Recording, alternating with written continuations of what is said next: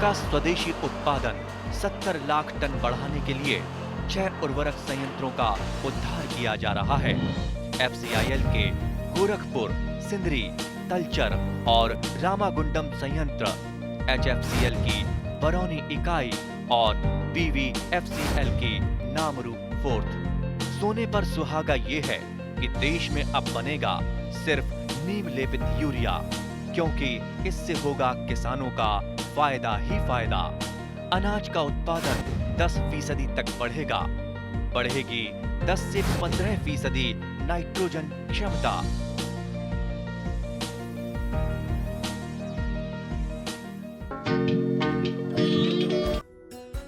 গাহৰি পালন এক লাভজনক ব্যৱসায়। সেয়েহে বৰ্তমান অসমৰ বিভিন্ন প্ৰান্তৰ বহু লোক ব্যৱসায়িকভাৱে গাহৰি পালন কৰিবলৈ আগবাঢ়ি আহিছে আৰু তেওঁলোক সফলো হৈছে। গাহৰি পালন লাভজনক হোৱাৰ কাৰণসমূহ হ'ল অধিক পোৱালি জন্ম দিব পৰা ক্ষমতা। গাহৰিয়ে এবাৰত 8ৰ পৰা 14টা পৰ্যন্ত পোৱালি জন্ম দিয়ে আৰু বছৰত দুবাৰ পোৱালি জন্ম দিয়ে। অধিক বাঢ়ন ক্ষমতা। আন ঘৰচীয়া জীৱ-জন্তুৰ তুলনাত গাহৰিৰ বাঢ়ন ক্ষমতা যথেষ্ট বেছি। গাহৰিয়ে 3.5ৰ পৰা 4 কিলোগ্ৰাম দানা খাই দেহৰ ওজন 1 কিলোগ্ৰাম পৰ্যন্ত বৃদ্ধি কৰিব পাৰে।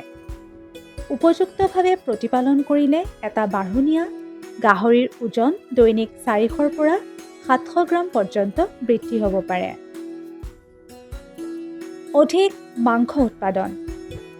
আন মাংস উৎপাদনকাৰী জন্তুৰ পৰা জন্তুটোৰ দেহৰ ওজনৰ 45ৰ পৰা 50% মাংস উৎপাদন হোৱাৰ বিপৰীতে গাহৰিৰ ক্ষেত্ৰত এটা প্ৰাপ্তবয়স্ক গাহৰিৰ পৰা গাহৰিটোৰ দেহৰ ওজনৰ শতকৰা 70ৰ পৰা 75% মাংসৰ উৎপাদন পোৱা যায়।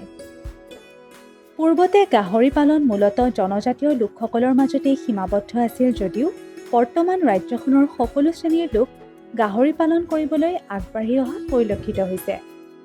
বৰ্তমান ৰাজ্যখনৰ বহু নিবনুৱা যুৱকে চাকৰিৰ পাছত নদৌৰি গাহৰি পালনৰ জৰিয়তে স্বনিয়োজনত পথ বিচাৰি লোৱাটো ৰাজ্যখনৰ বাবে এক শুভ লক্ষণ। এয়া গুৱাহাটী মহানগৰীৰ তেতেলীয়া ঝাৰপাৰাৰ এনে এগৰাকী শিক্ষিত যুৱক চিৰঞ্জীৱ ৰয়। স্নাতক ডিগ্ৰীধাৰী শ্ৰী ৰয়ে 8 বছৰ পূৰ্বে মাত্ৰ 3টা গাহৰিৰে গাহৰি পালন আৰম্ভ কৰিছিল আৰু বৰ্তমান তেওঁৰ পামত 40টা গাহৰি আছে। প্ৰায় 100 কিলোগ্ৰামত গাহৰি এটা প্ৰায় 24ৰ পৰা 25,000 টকাত বিক্ৰী কৰা শ্ৰী ৰয়ে বছৰি 40ৰ পৰা 50টা গাহৰি বিক্ৰী কৰি আহিছে আৰু এনেদৰে তেওঁ বছৰি প্ৰায় 7ৰ পৰা 8 লাখ টকা লাভ অৰ্জন কৰি আহিছে। আমি যে এই গাহৰি পামখন দেখিছোঁ, কিমান দিন আগতে আৰম্ভ কৰিছিলে? মোটামুটি ধৰ 8 বছৰমান হ'ল আগতে। প্ৰথম কিমান গাহৰিৰে কৰিছিল? প্ৰথম 3টা গাহৰিৰে আছিলে। আৰু বৰ্তমান কিমান আছে গাহৰি? বৰ্তমান আপোনাৰ 44টা আছে। সেই 3টাৰ পৰাই বাঢ়ি বাঢ়ি ইমানখিনি হৈছে? সেই 3টাৰ পৰা বাঢ়ি বাঢ়ি হৈছে। আৰু এতিয়ালৈকে আপুনি নিজৰ পইচাৰে কৰিছে নহয়? হয়, নিজৰ পইচাৰে কৰিছে। চৰকাৰী কিবা ঋণ লৈছে নেকি? চৰকাৰী ঋণ সেনেকুৱা লোৱা নাই একো। আৰু এই যে প্ৰথম আপোনাৰ গাহৰি পালনৰ কথাটো মানে মনত কেনেকৈ আহিল আপোনাৰ? মনত মানে এটা মোবাইলত দেখা পাইছিলোঁ আৰু প্লাছ এইটো বেয়া নহয়, ভালে চবকে দেখি শুনি কৰিছোঁ। মানে অলপ ভাল লাগে, এট্ৰেকশ্যন আছিলে এইটো কৰিম বুলিকে। আৰু কিবা প্ৰশিক্ষণ লৈছেনে আপুনি? চাই আহিছিলে আন গাহৰি ফাৰ্ম? মই মানে মোবাইলত চাইছিলোঁ, বেলেগৰ মানে ভাল লাগিছে দেখি কিনে, তাৰে কাৰণে মই চালোঁ একবাৰ ট্ৰাই কৰি ভাল নহ'বনে তো কৰিলোঁ। বহুত পঢ়া শুনা কৰিলোঁ, চাকৰি তাকৰি ইমান আশা কৰা নাই, গতিকে এইটো ভাল লাগিছে তাৰ কাৰণে। পঢ়া শুনা কিমানলৈকে কৰিলে? পঢ়া শুনা মই ডিগ্ৰী কমপ্লিট কৰিছোঁ। তাৰপিছত চাকৰিৰ ইণ্টাৰভিউ দিছেনে? চাকৰি ইণ্টাৰভিউ বহুত দিলোঁ, বাট বহুত কম্পিটিশ্যন না চাকৰিত আজিকালি, গতিকে এইটো পেপাৰ ভাল। কাৰণ চাকৰি বিচাৰি থাকিলে ধৰক সময়খিনিও গৈ থাকিব, চাকৰি বিচাৰিও থাকিব লাগে, লগত কিবা এটা কৰি থাকিব লাগে, নহয় জানো? আৰু এতিয়া এই যিটো মোটামুটি 8 বছৰৰ অভিজ্ঞতা গাহৰি পালনৰ, মানে ইয়াৰ সম্ভাৱনীয়তাটো কেনে দেখিছে বা উপাৰ্জন কেনেকুৱা পাইছে আপুনি? উপাৰ্জন ভালে দেখিছোঁ আৰু প্লাছ ইন ফিউচাৰো ভাল হ'ব আশা কৰিছোঁ। এতিয়া বছৰত আপুনি কিমানমান পোৱালি বিক্ৰী কৰে? বছৰত আমাৰ এখন ব্ৰিডিং ফাৰ্ম নহয়, ভেটেনাৰ ফাৰ্ম হয়। ভেটেনাৰ ফাৰ্ম ৰাখি বিক্ৰী কৰে ন? হয়। আপুনি মানে কিমান মাহত বিক্ৰী কৰে আৰু কি দাম পাই আছে? দামটো মোটামুটি ঠিকেই আছে। আপোনাৰ অৰুণাচল, মেঘালয় এইবিলাক আহি কিনে লৈ যায়। আৰু আপোনাৰ হেৰি এই মানে কিমান বয়সত বিক্ৰী কৰে? কিমান বয়সত? আপোনাৰ 8 মাহ লাগি যায়। 8 মাহ লাগি যায়। 8 মাহত আপোনাৰ ওজন কিমান মান হয়? ওজন আপোনাৰ 100 প্লাছ।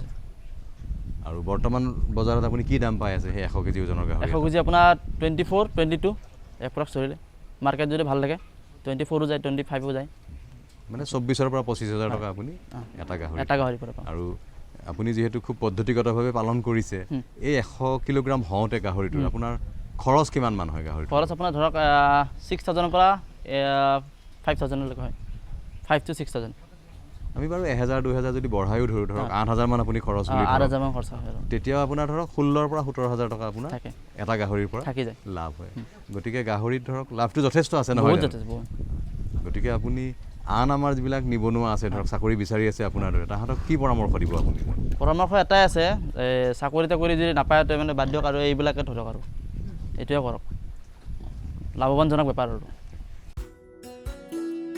এয়া বোৰ্কাৰ আন এগৰাকী সফল গাহৰি পালক ৰমেন কলিতাৰ গাহৰি পাম 2000 চনত মাত্ৰ 2টা গাহৰিৰে আৰম্ভ কৰা শ্ৰী কলিতাৰ পামত বৰ্তমান 110টা গাহৰি আছে আৰু তেওঁ গাহৰি বিক্ৰী কৰি বছৰি 12 লাখ টকাৰ লাভ অৰ্জন কৰি আহিছে ভৱিষ্যতে শ্ৰী কলিতাই 1000 গাহৰি পোহাৰ আশা পুহি ৰাখিছে আপোনাৰ পামত বৰ্তমান কিমান গাহৰি আছে 110টা আছে আৰু আৰম্ভণিতে আপুনি কিমান গাহৰিৰে কৰিছিল মই 2টা গাহৰিৰে কৰিছিলোঁ আৰু কিমান বছৰ আগতে কৰিছিল 2000 চনত কৰিছিলোঁ মানে এতিয়া প্ৰায় 24 বছৰ হ'ল বহু দিনেই হ'ল আপোনাৰ গাহৰি পালনৰ হয় আৰু এই গাহৰিবিলাক আপুনি ধৰক ডাঙৰ কৰি বিক্ৰী কৰে নহয় জানো ডাঙৰ কৰি বিক্ৰী কৰে কিমান মাহত মানে কিমান মান ওজন হয় যেতিয়া বিক্ৰী কৰে আপুনি 10 মাহ 11 মাহ লাগে তেতিয়া ওজন গড়ে কিমান মান হয় quintal 30 KG 25 KG 20 KG Nip থাকে মানে 100 কিলোগ্ৰামৰ পৰা 125 30 কেজি হয় আৰু প্ৰতি কেজিত কিমান দামত বিক্ৰী হয় আপোনাৰ 250 টকা বিক্ৰী হয় বৰ্তমান এইটো লাইভ ওয়েট নহয় জানো লাইভ ওয়েট আৰু বজাৰত ধৰক মাংস হিচাপে দাম কিমান চলি আছে আপোনালোকৰ 450 মানে আপোনালোকে 250 টকাকে বিক্ৰী কৰে গোটে গোটে গাহৰিটো আৰু কাটাৰ পিছত ধৰক 450 টকা প্ৰতি কিলো বিক্ৰী হয় এটা যেতিয়া ধৰক 100 পৰা 125 কেজিৰ গাহৰি বিক্ৰী কৰা হয় এটা গাহৰিত আপোনালোকৰ খৰচ বাদ দিলে লাভ কিমান মান হয় লাভ এটা 12-13 হাজাৰ এনেকুৱা থাকে আৰু আপুনি বছৰি কিমান মান গাহৰি বিক্ৰী কৰে মই 100ৰ ওপৰত গাহৰি বিক্ৰী কৰোঁ আৰু ইয়াৰ উপৰিও আপুনি কমকে হ'লেও পোৱালিৰ কাৰণে গাহৰি পোহে নেকি 4-5টা মাইকী আছে হয় পোৱালি দি হয় আৰু পোৱালিবিলাক কিমান বয়সত কি দামত বিক্ৰী কৰে আপোনালোকে পোৱালিটো মই বিক্ৰী নকৰোঁ নিজৰ কাৰণে ৰাখে তাৰমানে ডাঙৰ কৰি আপুনি বিক্ৰী কৰে আৰু পোৱালিবিলাক নিজৰ পামৰ কাৰণে হয় ইয়াত আপোনাৰ নিজৰ লাভ হয় কাৰণ তাহাঁতক কেনেকৈ যতন আৰু প্ৰতিপালনটো কৰিছে আপুনি গম পায় নহয় জানো বেমাৰ আজাৰৰ মানে ৰিস্কটো নাথাকে আৰু তেতিয়া আৰু এই গাহৰি পালনত ধৰক যিহেতু আপুনি 25 বছৰ ধৰি জড়িত হৈ আছে ইহঁতক ধৰক প্ৰতিষেধক দিয়াই হওক বা ইহঁতৰ চিকিৎসাৰ ক্ষেত্ৰতে আপুনি পশুপালন বিভাগ বা পশু চিকিৎসালয়ৰ পৰা সহায় সহযোগিতা কেনেকুৱা ধৰণৰ পাইছে সহযোগ কৰে ভালে কৰে আপুনি প্ৰতিষেধকবিলাক দি আছে সময়মতে আৰু পেলুৰ ঔষধ চৌষধ নিয়মীয়াকৈ আৰু আপুনি পঢ়া শুনা কিমানলৈকে কৰিছে মই মেট্ৰিক পাছ কৰিছিলোঁ মেট্ৰিক পাছ কৰাৰ পাছতে আৰম্ভ কৰিছিল নে আপুনি বেলেগ কাম কৰিছিল মেট্ৰিক দিয়াৰ পাছতে মানে ঠিক মেট্ৰিক দিয়ে কাম আৰম্ভ কৰিছোঁ হয় যেতিয়া মেট্ৰিক দিয়ে ধৰক খুব বেছি 15-16 বছৰ বয়স নহয় জানো তেতিয়াই আপোনাৰ গাহৰি পালনৰ কথা মানে মনত কেনেদৰে আহিল আপোনাৰ আমাৰ সৰুৰ পৰাই গৰু ছাগলী পুহি আছিলোঁ 5-6ৰ পৰাই তাৰি টকা এনেকৈ ছাগলী তাৰপিছত গাহৰি পুহিলোঁ ঘৰতে তাৰপিছত লাহে লাহে বেছিকৈ কৰিলোঁ চিৰঞ্জীৱ ৰয় ৰমেন কলিতাহঁতৰ দৰে যুৱকৰ হাত ধৰি আমাৰ ৰাজ্যৰ গাহৰি পালন খণ্ড আগবাঢ়ি যাব বুলি আমি বিশ্বাসী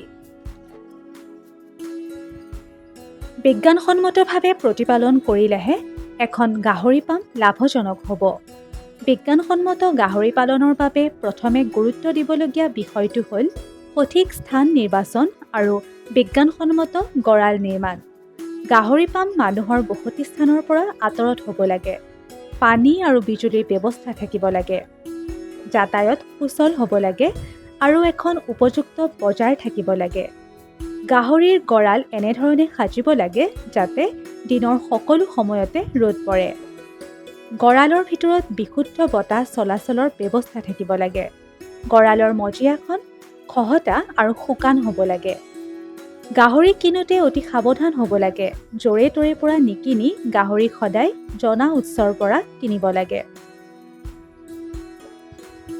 মতা পোৱালিটো মাইকী পোৱালিতকৈ অন্ততঃ এমাহ ডাঙৰ হ'ব লাগে আৰু মতা আৰু মাইকী পোৱালিৰ মাজত তেজৰ সম্পৰ্ক থাকিব নালাগে। মাইকী গাহৰিৰ ন্যূনতম 7যোৰ গুণ থাকিব লাগে। এই বিষয়ে পশুপালন আৰু পশু চিকিৎসা বিভাগৰ খানাপাৰাস্থিত পশু স্বাস্থ্য কেন্দ্ৰৰ সহকাৰী গৱেষণা বিষয়া ডাক্তৰ প্ৰাঞ্জল কুমাৰ শইকীয়াই এনেদৰে কয়। কৃষি অৰ্থনীতিৰ লগত জড়িত এজন ব্যক্তি সাধাৰণ হ'লেও জানে যে আমাৰ কৃষি অৰ্থনীতিৰ গাহৰি পালন এটা যথেষ্ট গুৰুত্ব আছে।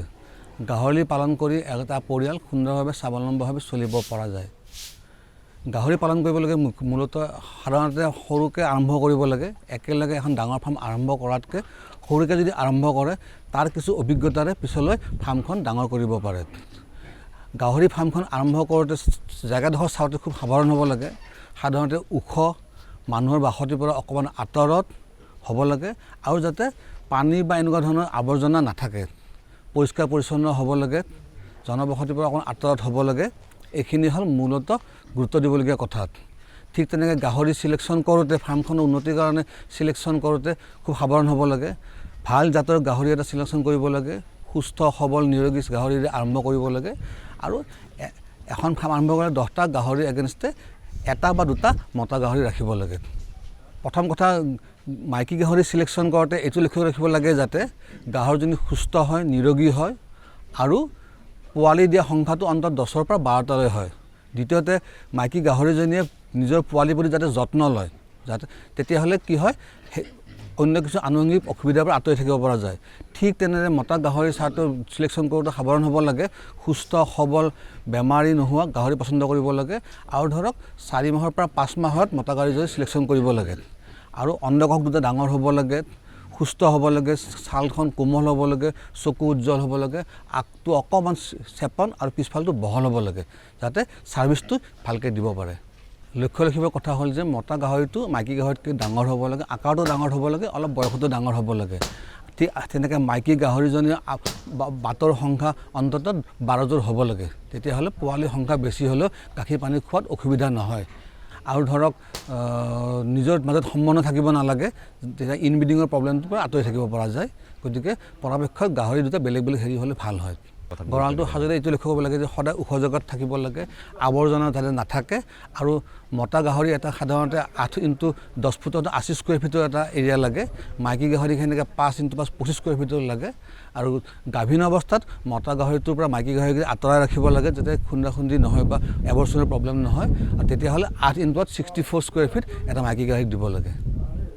মাইকী গাহৰিটোক ধৰক খাদ্যটো সুষম খাদ্য দিব লাগে, বেলেঞ্চ খাদ্য দিব লাগে, নিয়মমতে ভেকচিনটো কৰিব লাগে, সময়ত পেলু ঔষধ খুৱাব লাগে, এইখিনি কথা লক্ষ্য ৰাখিব লাগে। গাহৰি পাম এখনক বেমাৰ আজাৰৰ পৰা মুক্ত কৰি ৰখাৰ বাবে আটাইতকৈ গুৰুত্ব দিবলগীয়া দিশটোৱেই হৈছে জৈৱ সুৰক্ষা। গাহৰি পাম এখনত বাহিৰা মানুহ প্ৰৱেশ কৰিবলৈ দিব নালাগে। এই বিষয়ে ডাক্তৰ প্ৰাঞ্জল কুমাৰ শইকীয়াই এনেদৰে কয়। আৰু আটাইতকৈ ডাঙৰ কথা হ'ল বায়'ছিকিউৰিটিটো। যিকোনো এখন ফাৰ্মখন লগতে বায়'ছিকিউৰিটিটো গুৰুত্ব দিব লাগে। অৰ্থাৎ অনাৱশ্যকীয় বস্তু বা অনাৱশ্যকীয় জীৱ জন্তু মানুহৰ প্ৰৱেশ নিষেধ কৰিব লাগে। মেইনলি মেকানিকেল ট্ৰেন্সমিশ্যনৰ পৰাও বায়'ছিকিউৰিটিৰ প্ৰব্লেম হ'ব পাৰে। ধৰক কেম্পাছটো সুন্দৰকৈ পৰিষ্কাৰ হ'ব লাগে, চেনিটাইজেশ্যন কৰিব লাগে, ফুটপাথ ৰাখিব লাগে যাতে কোনো ধৰণৰ আৱৰ্জনা বা ইনফেকশ্যন ভিতৰলৈ সোমাই আহিব নোৱাৰে। ফাৰ্মত যদি কেতিয়াবা কিবা কাৰণত কোনোবা গাহৰিৰ বেমাৰ হয় সেই গাহৰিখিনি আঁতৰাই ৰাখিব লাগে আৰু সেই সময়ত অন্য মানুহক আহিব দিব নালাগে আৰু সেই গাহৰি বাহিৰলৈ বিক্ৰী কৰিব দিবও নালাগে। গাহৰি পাম এখন লাভজনক হ'বলৈ হ'লে গাহৰি পালকসকলে জৈৱ সুৰক্ষাকে ধৰি বিজ্ঞানসন্মত প্ৰতিপালনৰ বিভিন্ন দিশবোৰত গুৰুত্ব দিব লাগে। সাধাৰণতে গাহৰিবোৰ আমাৰ ইয়াৰে গাহৰিবোৰ যদিও বেমাৰ আজাৰৰ কাৰণে যথেষ্ট কমকৈ হয়, কিন্তু তথাপি ভেকচিন কৰিলেও বা কিয় কৰিলেও যিকোনো কাৰণে বেমাৰ হয়েই। গতিকে সাৱধানতা ল'বই লাগিব। মেইন বেমাৰবোৰ হয় আমাৰ এতিয়া আটাইতকৈ হেম্পাৰ কৰা বেমাৰটো হ'ল ক্লাছিকেল সোৱাইন ফিভাৰ, এটা ভাইৰেল ফিভাৰ। ধৰক সোৱাইন ফিভাৰ হ'লে গাহৰিতে নোখোৱা হয়, জ্বৰ উঠে, পায়খানা হয় আৰু ধৰক 50% গাহৰি মৰে। কিন্তু তাৰ প্ৰতিকাৰ হিচাপে ভেকচিন দিয়া হয় আৰু ধৰক 2 মাহ বয়সত গাহৰিটোক ভেকচিন দিব লাগে আৰু প্ৰতি 6 মাহৰ মূৰে মূৰে ভেকচিনটো ৰিপিট কৰিব লাগে। আন এটা বেমাৰ আছে ধৰক ফাফৰ ধৰা বেমাৰটো গাহৰিৰ হয়, ছালৰ বেমাৰটো হয়, সোৱাইন এৰিফিলিছ বুলি যিটো কয়। তাৰ কাৰণেও গাহৰিটো নমৰে কিন্তু ছালখন বেয়া হয় আৰু ৱেইটটো যথেষ্ট কমি যায়, ৰক্তহীনতাত ভোগে। আৰু তাৰ বেমাৰৰ ধৰক ট্ৰিটমেণ্টটো কৰিলে, সময়ত ট্ৰিটমেণ্টটো কৰিলে, পশু চিকিৎসকৰ কণ্টেক্ট কৰিলে ভাল কৰিব পৰা যায়। এতিয়া নতুনকৈ এটা যোৱা 4 বছৰমানত নতুন বেমাৰে বৰ দিগদাৰ দিছে আমাৰ গাহৰি উদ্যোগটোক, সেইটো হ'ল ASF। ASFটোতো যোৱা ধৰক 2000 চনৰ পৰা এতিয়ালৈ অলপ বছৰকৈ চলিয়ে আছে। লাষ্ট আউটব্ৰেকটো আমাৰ কাৰ্বি আংলং ডিষ্ট্ৰিক্টত হৈছে, যাত 100% মৰ্টেলিটি এতিয়াও ভেকচিনেশ্যন নাই। গতিকে ASFটো বচাবৰ কাৰণে আমাৰ মেইন কথাটো হৈছে বায়'চিকিউৰিটি, অৰ্থাৎ ফাৰ্মখন এনেকৈ বনাব লাগিব য'ত মানুহৰ জনবসতি কম, অলাগতিয়াল জীৱ জন্তু বা অলাগতিয়াল মানুহৰ অহা যোৱাটো বন্ধ হ'ব লাগে। ফাৰ্মখন সদায় ওখ জেগাত হ'ব লাগে, ৰ'দ থাকিব লাগে, ড্ৰেইনেজ ছিষ্টেমটো খুবেই ভাল হ'ব লাগে। গাহৰিক দিয়া দানা পানীখিনি যদি ৰৈ যায় তৎক্ষণাত চাফ চিকুণ কৰি দিব লাগে, নহ'লে ASFটো হ'লে পটককৈ বচাব পৰাটো টান। আৰু লক্ষণটো পটককৈ গম নাপায়, সাধাৰণ বেমাৰ বুলি বহুতে ভাবি থাকে, কিন্তু পিছলৈ মৰ্টেলিটিটো বহুত বেছি হৈ যায়। আৰু তাৰ বায়'চিকিউৰিটিটো কৰিবই লাগিব। ধৰক যদি কিবা দানা চানা আনেও সেইখিনি সদায় এদিন আগতে আনি পেলাই দূৰত জমা কৰিব লাগে, তাৰপিছতে গাহৰি খোৱাৰ ব্যৱস্থা কৰিব লাগে। ট্ৰেন্সপৰ্টেশ্যনটো হ'লেও মানুহ অনাগতীয়া মানুহ সোমাবলৈ দিব নালাগে ফাৰ্মত। তাৰোপৰি চেনিটেশ্যনটো খুবেই জৰুৰী। ছ'ডিয়াম হাইপক্সাইড বুলি এটা এণ্টিভাইৰেল ড্ৰাগছ আছে, সেইটো ব্যৱহাৰ কৰিব লাগে। তাৰোপৰি K45, K904, L185 নামৰ কিছুমান এণ্টিভাইৰেল ড্ৰাগছ পোৱা যায়, সেইবোৰ ব্যৱহাৰ কৰিলেও এই বেমাৰটোৰ পৰা কিছু হাত খাই থাকিব পৰা যায়। তথাপি যিমানে চেষ্টা নকৰক কেলৈ ফাৰ্ম এখনত বেমাৰ হ'বই। গতিকে পৰিষ্কাৰ পৰিচ্ছন্নতা আৰু সাৱধানতা ইয়াৰ মূল ল'ব লাগিব, অন্যথা অলপ অসুবিধা হয়। তাৰোপৰি ধৰক খাদ্যৰ কথা আছে, সময়ত খাদ্যটো দিব লাগে, সময়ত, আৰু অলাগতিয়াল মানুহ আহিবলৈ দিব নালাগে। যাৰ প্ৰয়োজন নাই তেনেকুৱা মানুহক ফাৰ্মত সোমাবলৈ প্ৰৱেশ কৰিবলৈ দিব নালাগে। আৰু ফাৰ্মৰ বাউণ্ডেৰীটোত এটা পটাছিয়াম এটা বুটবাট কৰিব লাগে, যাতে তাত ফজ দি পেলাই ফাৰ্মখনলৈ সোমাবলৈ দিব লাগে। কাপোৰ কানি ক্ষেত্ৰত দেখিব লাগে যে যিকোনো কাপোৰ কানি পিন্ধি পেলাই ফাৰ্মত সোমাব দিব নালাগে। ফাৰ্মত সোমোৱাৰ কাৰণে এটা নিৰ্দিষ্ট পোচাক থাকিব লাগে, সেইযোৰ পৰিষ্কাৰ কাপোৰ পিন্ধিয়ে ফাৰ্মত প্ৰৱেশ কৰিব লাগে। এইখিনি সতৰ্কতামূলক ব্যৱস্থা ল'লে মই ভাবোঁ গাহৰি উদ্যোগটো বহুত বেমাৰৰ পৰা হাত খাই থাকিব। তাৰোপৰি আৰু অন্য কিছুমান বেমাৰ আছে, পেলুৰ প্ৰব্লেমটো আছে। গতিকে আমি যদি নিয়মিতভাৱে পেলুৰ ব্যৱহাৰ কৰোঁ তেতিয়াহ'লে পেলুৰ প্ৰব্লেমটোৰ পৰা গাহৰি উদ্যোগটো হাত খাই থাকিব। আৰু সময়মতে ভেকচিনেশ্যনটো কৰিব লাগে, ভেকচিনেশ্যনটো কৰিলে বেমাৰৰ পৰা হাত খাই থাকিব। আৰু বেমাৰখিনি হোৱাৰ লগে লগে দুইফালৰ পৰা লোকচান হয়, ট্ৰিটমেণ্টৰো খৰচ হয় আৰু উৎপাদনটোতো বহুতখিনি কমি যায়। ঠিক তেনেকৈ আপোনাৰ গাহৰি পোৱালিৰ ক্ষেত্ৰত হয় কি, আপোনাৰ ৰক্তহীনতা এটা বৰ ডাঙৰ বেমাৰ। সেইকাৰণে যিটোক আমি কওঁ পিগলেট এনিমিয়া, জন্মৰ 7 দিন পিছতে আমি গাহৰি পোৱালিটোক ভেকচিন বেজী দিব লাগে, আইৰণৰ বেজী দিব লাগে। তাত আৰু 7 দিন পিছত আকৌ এবাৰ দিব লাগে, আৰু 28 দিনত গাহৰিটোক পেলুৰ ঔষধ খুৱাব লাগে। তেতিয়াহ'লে পোৱালিটোৰ স্বাস্থ্যও ভাল হয় আৰু উৎপাদনো ভালখিনি হয়। किसान पूरी तरह से सशक्त और सक्षम बने, इस लक्ष्य के साथ हम निकले हैं। देश के किसानों को हर वो साधन संसाधन दिए जाए जिससे वो अपनी आय दोगुनी कर सके। ये मुस्कान है खुशहाली की, देश के मान की। ये मुस्कान है किसानों की, और इस मुस्कान की वजह है प्रधानमंत्री किसान सम्मान निधि योजना, जो अन्नदाताओं की आशाओं की जमीन को पिछले 5 वर्षों से इस तरह सींच रही है कि उनके जीवन में खुशी और आत्मविश्वास की फसल लहलहा रही है। माननीय प्रधानमंत्री जी की दूरगामी सोच का नतीजा है प्रधानमंत्री किसान सम्मान निधि योजना। लगातार तीसरी बार चुनी गई सरकार का पहला निर्णय किसानों के बारे में है। माननीय प्रधानमंत्री द्वारा PM किसान योजना की 17वीं किस्त की फाइल पर किया गया हस्ताक्षर मेहनतकश अन्नदाताओं के प्रति सरकार की प्रतिबद्धता को दर्शाता है। विश्व की सबसे बड़ी डायरेक्ट बेनिफिट ट्रांसफर योजनाओं में से एक प्रधानमंत्री किसान सम्मान निधि योजना में एक पारदर्शी प्रक्रिया के तहत सभी किसान परिवारों को 2000 रुपए की 3 समान किस्तों के माध्यम से कुल 6000 रुपए दिए जाते हैं। अब तक 16 किस्तों द्वारा 11 करोड़ से अधिक PM किसान लाभार्थियों को 3.04 लाख करोड़ रुपए से अधिक की धनराशि डायरेक्टली उनके अकाउंट में ट्रांसफर की जा चुकी है। प्रधानमंत्री किसान सम्मान निधि के तहत सालाना 6000 की किस्तें मिलती हैं। यह हमारे लिए एक वरदान साबित हुई। प्रधानमंत्री किसान योजना पंजीकृत होला परे ता परठारु आज पर्यंत 32,000 टंका पाइछि। इस योजना से किसानों के साथ समग्र कृषि का जीर्णोद्धार हुआ है। देश के माननीय प्रधानमंत्री श्री नरेंद्र मोदी जी के विजन के तहत इस योजना को किसान केंद्रित डिजिटल बुनियादी ढांचा में तब्दील किया गया है। जिसमें बिना किसी बिचौलिए के किसानों को सीधे किश्तों का भुगतान किया जाता है। केंद्र सरकार के संकल्प को डिजिटल इंडिया से जोड़ते हुए ये योजना मोबाइल ऐप, ई-KYC प्रक्रिया, मोबाइल ऐप से फेस ऑथेंटिकेशन और नो योर स्टेटस मॉड्यूल की सुविधा प्रदान करती है, जिससे किसान इस योजना से जुड़ी कोई भी जानकारी सीधे प्राप्त कर सकते हैं। किसानों के जीवन को और आसान बनाने के लिए AI चैटबॉट किसान ई-मित्र बेहतर कल का एक नया आगाज है। किसान ई-मित्र AI चैटबॉट एक सच्चे दोस्त की भूमिका निभाते हुए योजना से जुड़ी सारी जानकारी चयनित भाषा में मुहैया कराता है।